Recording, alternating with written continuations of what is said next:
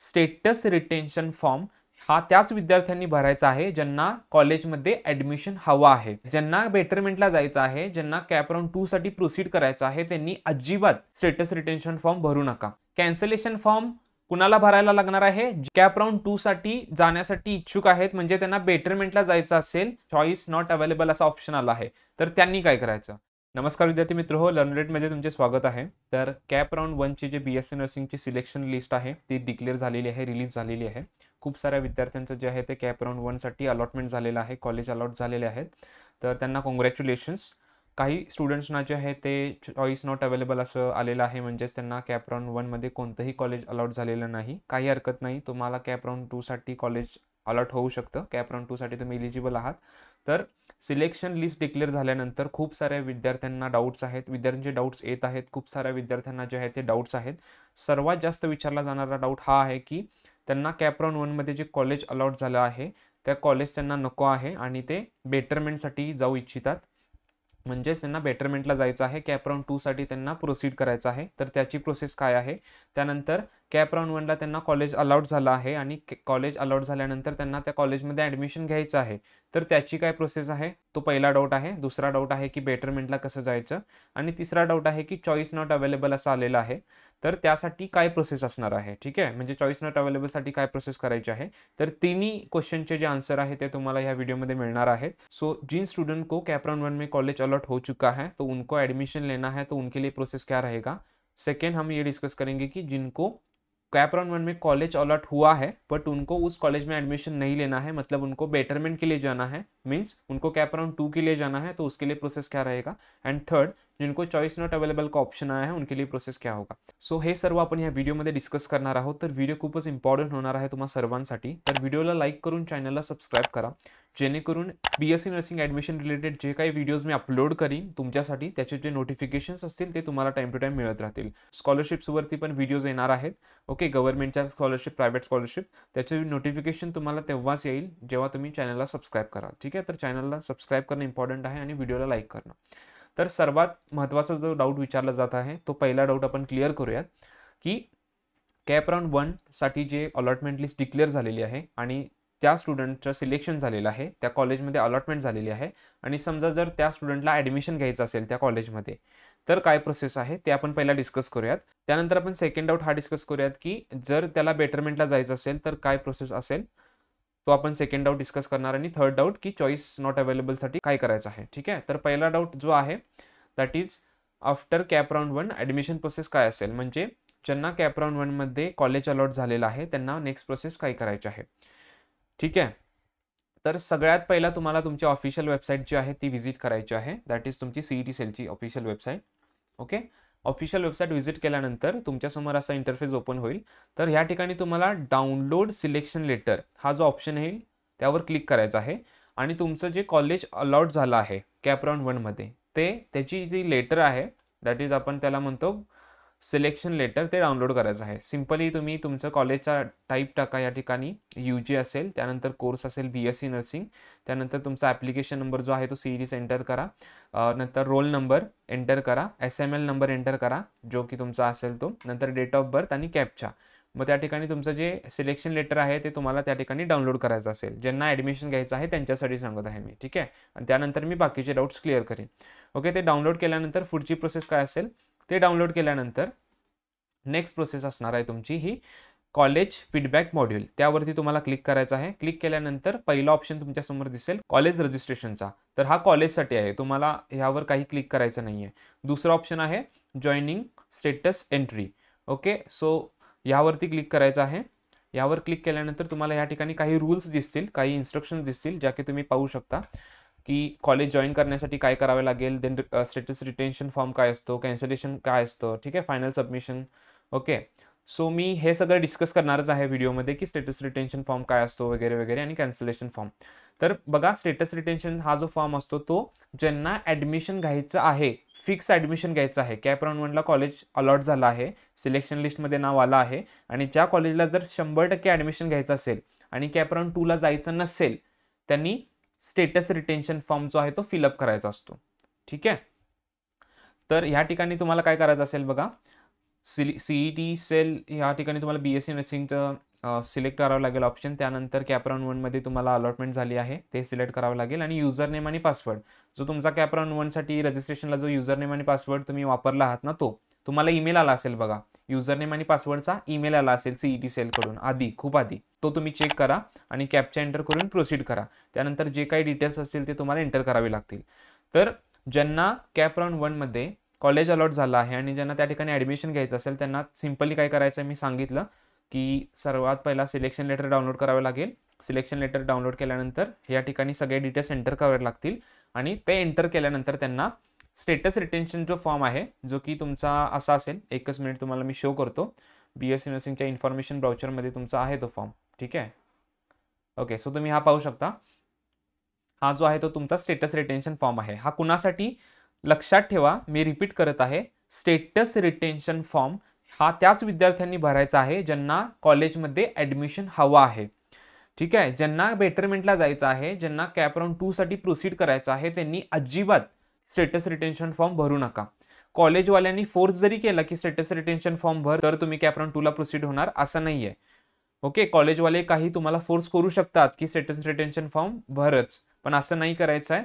ज्यांना कॉलेजमध्ये ॲडमिशन घ्यायचं आहे त्यांनीच फक्त स्टेटस रिटेन्शन फॉर्म भरा आणि ज्यांना नेक्स्ट राऊंडसाठी प्रोसीड करायचं आहे त्यांना मी सांगेन काय प्रोसेस आहे. ठीक आहे, ज्यांना सेकंड राऊंडसाठी प्रोसीड करायचं असेल त्यांना स्टेटस रिटेन्शन फॉर्म अजिबात फिलअप करायचा नाहीये.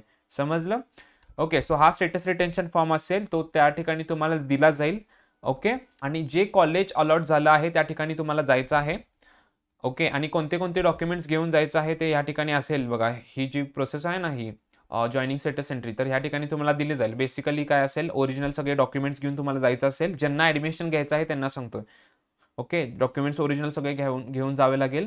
त्यानंतर सिलेक्शन लेटर घेऊन जावं लागेल आणि तुम्हाला तो स्टेटस रिटेन्शन फॉर्म भरावा लागेल ज्यांना ॲडमिशन घ्यायचं आहे त्यांना, आणि तो DD चेक वगैरे असतो तो पण तुम्हाला भरावा लागतो. ओके, आता हा पहिला डाऊट तर क्लिअर झाला की ज्यांना ॲडमिशन घ्यायचं असेल त्यांना काय प्रोसेस राहील.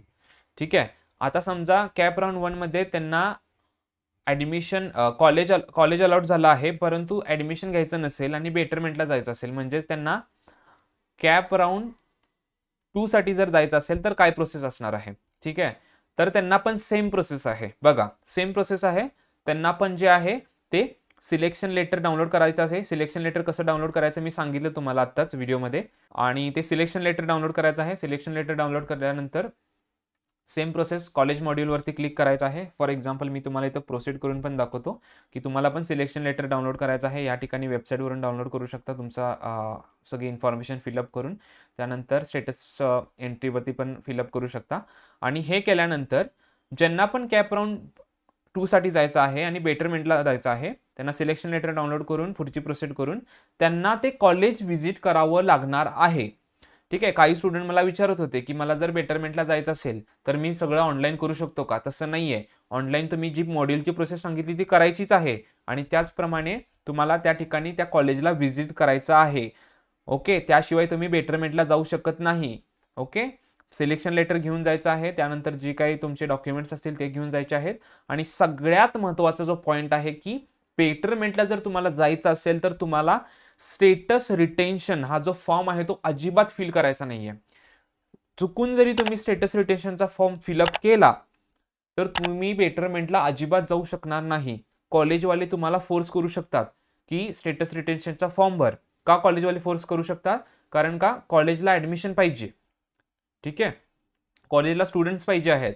कॉलेजवाले तुम्हाला कोणताही फॉर्म फिलअप करायला लावतील तर तुम्हाला त्या ठिकाणी चेक करायचं आहे की हा स्टेटस रिटेन्शन फॉर्म आहे का. ठीक आहे, स्टेटस रिटेन्शन फॉर्म कसा दिसतो ते देखील मी तुम्हाला या ठिकाणी शो करतो बघा. असा असतो स्टेटस रिटेन्शन फॉर्म. ओके, या ठिकाणी सगळी इन्फॉर्मेशन दिलेली असते, कॅन्डिडेटचं नेम असतं, SML नंबर असतो, सेम असा फॉर्म असतो. ओके, हाच फॉर्म असेल ॲक्च्युली. ठीक आहे, आणि या ठिकाणी दिलेलं पण आहे बघा, I am fully aware that after filling this status retention form, I will be not considered for any subsequent round. म्हणजेच काय की हा स्टेटस रिटेन्शन फॉर्म भरल्यानंतर तुम्ही पुढच्या कोणत्याच राऊंडला एलिजिबल नाही. कॅपराऊंड 2ला पण नाही, कॅपराऊंड 3ला पण नाही, मॉपअप राऊंडला पण नाही, कोणत्याच राऊंडला नाही. ठीक आहे, सो सगळ्यात महत्त्वाचा हा स्टेटस रिटेन्शन फॉर्म असतो जो की मी तुम्हाला सांगितलं. ज्यांना बेटरमेंटला जायचं आहे त्यांनी हा फॉर्म भरायचा नाही. ज्यांना ॲडमिशन फिक्स घ्यायचं आहे त्यांनी हा फॉर्म भरायचा, सिम्पल. आणि ज्यांना चॉईस नॉट अवेलेबल आहे त्यांना मी सांगेन काय करायचं आहे ते. ठीक आहे, so also declare that I will not ask for any reconsideration of my name for further selection process, म्हणजे पुढच्या सिलेक्शन प्रोसेससाठी मी इंटरेस्टेड नाही आहे. सो जर तसं असेल तर तुम्ही स्टेटस रिटेन्शन फॉर्म भरा. सिम्पलमध्ये सांगायचं झालं, स्टेटस रिटेन्शन फॉर्म त्यांनीच भरा ज्यांना ॲडमिशन घ्यायचं आहे पहिल्या राऊंडला. दुसऱ्या राऊंडला जायचं असेल, बेटरमेंटला जायचं असेल तर स्टेटस रिटेन्शन फॉर्म अजिबात भरायचा नाही. ओके, होप सो की तुमचे जे 2 डाऊट्स असतील ते क्लिअर झाले असतील. ठीक आहे, अबाउट बेटरमेंट आणि कसं ॲडमिशन घ्यायचं ज्यांना घ्यायचं ते. ठीक आहे, so simply status retention form जो आहे तो तुम्हाला फिलअप करायचा नाही आहे. सो बेटरमेंटवाल्यांना पण कळलं की काय प्रोसेस असणार आहे. लक्षात ठेवा, बेटरमेंट जरी तुम्हाला करायचं असेल तरी तुम्हाला जे कॉलेज अलॉट झालं आहे त्या ठिकाणी व्हिजिट करणं कंपल्सरी आहे आणि व्हिजिट करूनच तुम्हाला सगळी प्रोसेस करायची आहे. आणि बेटरमेंटवाल्यांना आणि एक जो प्रोसेस आहे तो करायचा आहे की कॅन्सलेशनचा फॉर्म भरायचा आहे. जर तुम्हाला बेटरमेंटला जायचं असेल तर अजून एक प्रोसेस असणार आहे तुम्हाला, त्या ठिकाणी अजून एक तुम्हाला काम करायचं आहे की कॅन्सलेशनचा फॉर्म भरावा लागेल. कॅन्सलेशनचा फॉर्म कसा असतो तो तुम्हाला मी ह्या ठिकाणी शो करतो. ओके गाईज, तर हा तुमचा कॅन्सलेशन फॉर्म आहे. कॅन्सलेशन फॉर्म कुणाला भरायला लागणार आहे? जे स्टुडंट्स कॅप राऊंड 2 साठी जाण्यासाठी इच्छुक आहेत, म्हणजे त्यांना बेटरमेंटला जायचं असेल त्यांना जो आहे तो कॅन्सलेशनचा फॉर्म भरायचा आहे.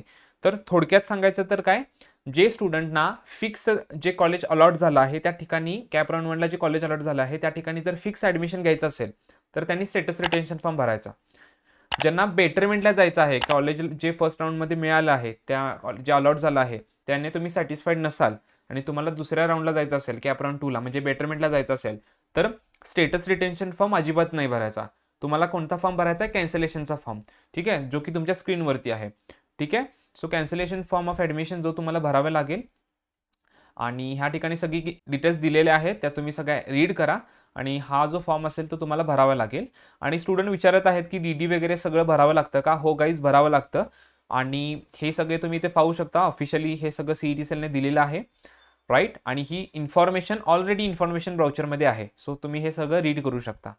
आता आपण बेटरमेंटबद्दल पण डिस्कस केलं, ज्यांना ॲडमिशन घ्यायचं आहे त्याबद्दल पण डिस्कस केलं. आता मोस्ट फ्रिक्वेंट विचारला जाणारा डाऊट आहे की कॉलेजेस अलॉट नाही झालं, चॉईस नॉट अवेलेबलचा ऑप्शन आला आहे, चॉईस नॉट अवेलेबल असा ऑप्शन आला आहे, तर त्यांनी काय करायचं? ज्यांना चॉईस नॉट अवेलेबल असा ऑप्शन आलेला आहे त्यांनी सिम्पली काही नाही करायचं, म्हणजे स्टेटस रिटेन्शन फॉर्म वगैरे काही भरायचं नाही आहे. सिलेक्शन लेटर डाउनलोड करण्याचा तर तुम्हाला ऑप्शनच नसेल. ठीक आहे, आणि तुम्हाला कॅन्सलेशनचा पण फॉर्म फिलअप करायचा नाही आहे. ज्यांना चॉईस नॉट अवेलेबल आलं आहे त्यांनी निवांत बसायचं आहे जोपर्यंत कॅप राऊंड 2 साठी प्रेफरन्स फिलिंग स्टार्ट नाही होत. तर कॅप राऊंड 2 ची जी प्रेफरन्स फिलिंग आहे, ठीक आहे, प्रेफरन्स फिलिंग जी आहे ती चालू होईपर्यंत तुम्हाला तसंच थांबायचं आहे. जेव्हा कॅप राऊंड 2 ची प्रेफरन्स फिलिंग चालू होईल तेव्हा नव्याने तुम्हाला कॉलेजची लिस्ट बनवायची आहे. ठीक आहे, तुम्हाला कॉलेज व्हिजिट करायची किंवा डॉक्युमेंट घेऊन जायची किंवा कोणताही status retention form, cancellation form कोणताच प्रकारचा फॉर्म भरायची गरज नाही आहे ज्यांना चॉईस नॉट अवेलेबल आला आहे. चॉईस नॉट अवेलेबल आलेल्यांना फक्त कॅप राऊंड 2 ची प्रेफरन्स फिलिंग केव्हा चालू होते याची वाट बघत थांबायचं आहे. ठीक आहे, स्टेटस रिटेन्शन फॉर्म फक्त कॅप राऊंड 1ला ज्यांना कॉलेज अलॉट झालं आहे आणि ज्यांना ॲडमिशन फिक्स घ्यायचं आहे त्यांनीच भरायचा आणि ज्यांना बेटरमेंटला जायचं आहे त्यांनी स्टेटस रिटेन्शन फॉर्म नाही भरायचा, फक्त कॅन्सलेशनचा फॉर्म भरायचा. होप सो की तुमचे सगळे डाऊट्स प्रॉपरली क्लिअर झाले असतील. कोणता पण डाऊट जर आला तर तुम्ही कमेंटमध्ये विचारू शकता आणि व्हिडिओ कसा वाटला आहे ते देखील तुम्ही कमेंट करा. खूप विद्यार्थ्यांनी रिक्वेस्ट केल्या होत्या की मराठीमधून हे जे एक्सप्लेनेशन आम्हाला पाहिजे आहे. ओके, सो त्यासाठी व्हिडिओ अपलोड केला आहे. आय नो की थोडी हिंदी ऑडियन्स पण आपल्या चॅनलवरती आहे, बट ह्या व्हिडिओसाठी हिंदी ऑडियन्सनी हाच व्हिडिओ रेफर करा. ओके, सो बाकीच्या व्हिडिओसाठी तुम्ही व्हिडिओला लाईक करून चॅनलला सबस्क्राईब करा. खूप सारे व्हिडिओज येणार आहेत कॅप राऊंड 2 साठी, बेटरमेंटसाठी, स्कॉलरशिपसाठी अँड ऑल. आणि तुमचं BSc नर्सिंगच्या फर्स्ट इयरला ॲडमिशन झाल्यानंतर देखील खूप सारे व्हिडिओज येणार आहेत. त्याचं नोटिफिकेशन तुम्हाला तेव्हाच मिळेल जेव्हा तुम्ही चॅनलला सबस्क्राईब कराल.